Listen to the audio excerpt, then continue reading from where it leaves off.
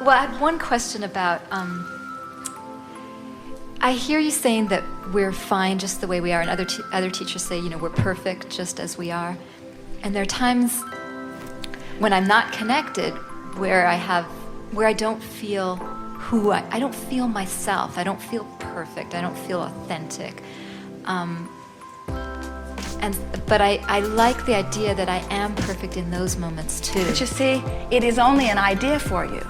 I like the idea of that, but we want you to know the feeling of that. Yeah. And that's what this game of the vibrational meter is about. In other words, the idea is over here, but how I feel is over here. And so you've got to feel your way there. And so we attempt to bring you closer to it by saying things like, you never get it done. And today we said to you that here you are and here's where you want to be, and you'll move there, but then your desire will move too. In other words, we want you to embrace the idea of your perfect incompletion, because incompletion and eternal are the same word. Can you hear that? Yes. If you could be complete, if any of us could be complete, then we would be finished. There could not be more. In our incompletion, there is the promise of the future. There is the promise of the eternal nature of that which we are. And so what you really want to do is be satisfied but eager for more. I love who I am, and I'm understanding that I'm evolving. So I'm not unhappy in my incompletion. I'm eager for more to be. I'm not satisfied in the sense that I'm done, but I'm satisfied in the sense that I'm in a good place. I'm satisfied in the sense that I'm in control, and I'm satisfied in the sense of knowing that I will continue to evolve. In other words, you just have to find your way, feel your way into that. So a nice state of being is eager, optimum state of creating on the leading edge. Eager, satisfied, eager, satisfied, eager, satisfied, eager, satisfied, eager, satisfied. Optimum experience. Now, most people are eager, satisfied, dissatisfied. Satisfied, dissatisfied, satisfied, dissatisfied, satisfied, eager, satisfied, eager, dissatisfied. In other words, you just sort of, and the reason that you slop around is because you're not paying attention to the way you feel, and you haven't given yourself permission to feel on purpose. And you don't know the power of your feeling. In other words, most are feeling in response to what they're observing. And that's why your life frightens you. You're afraid you'll observe something that will make you feel like this. You're afraid that you will observe something that will make you feel terrible, and that you fear that you'll be out of control of feeling good again. And by the time you leave here today, we think that those fears will be history, because you'll come to understand that it does not matter where you are. You can choose a feeling of greater relief. And think about it. Think about what that means. Wherever you are, if your mantra is, I'm going to make the best of it, I'm going to make the best of it, I'm going to make the best of it, then don't you have to move into a better place? And don't you have to move into a better place? And don't you have to move in? And isn't it logical that if you've made a determination and shown yourself that you can make the best of it? Sometimes we see you deliberately making the worst of it.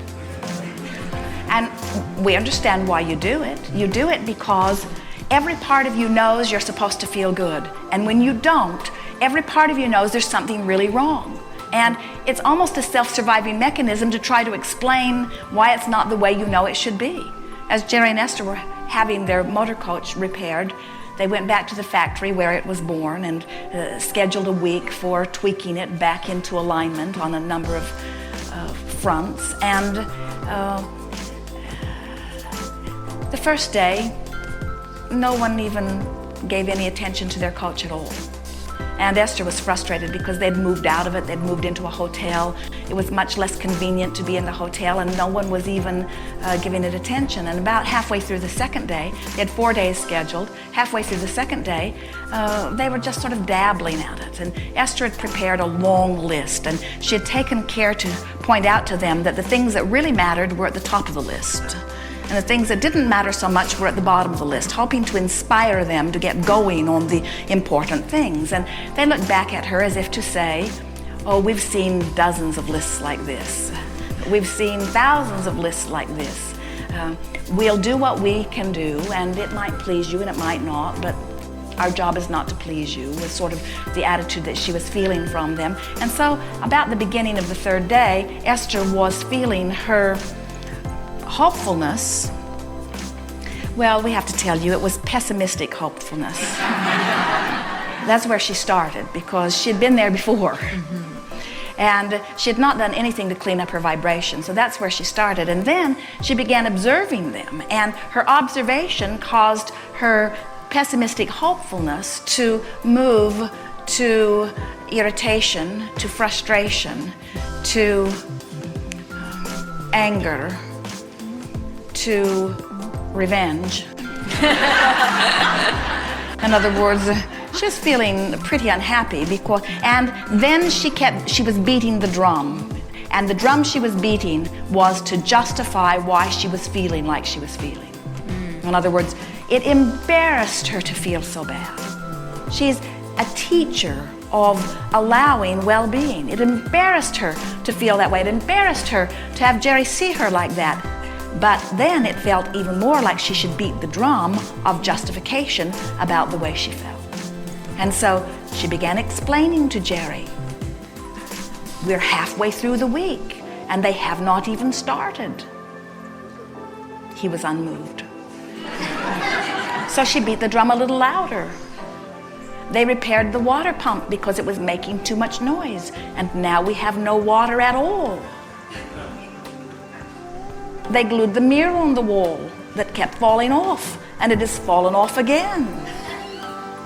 They repaired the rear view camera, said there was a loose wire, but it still doesn't work. Jerry's beginning to be moved now, as Esther is beating the drum of justification.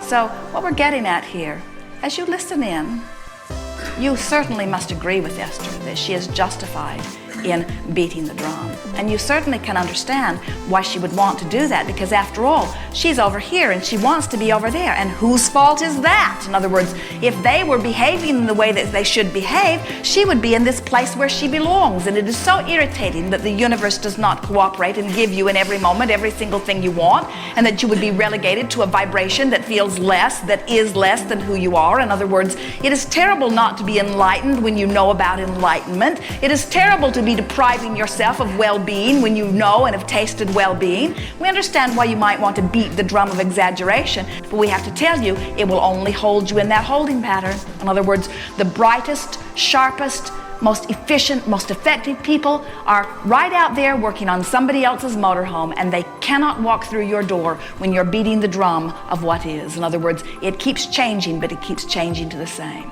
And so until you get that nothing is more important than that you feel good, that's the only motivation that we know. And when that motivation turns to inspiration, in other words, when you discover the sweetness of being summoned by what feels good rather than trying to push away what feels bad, then you have it.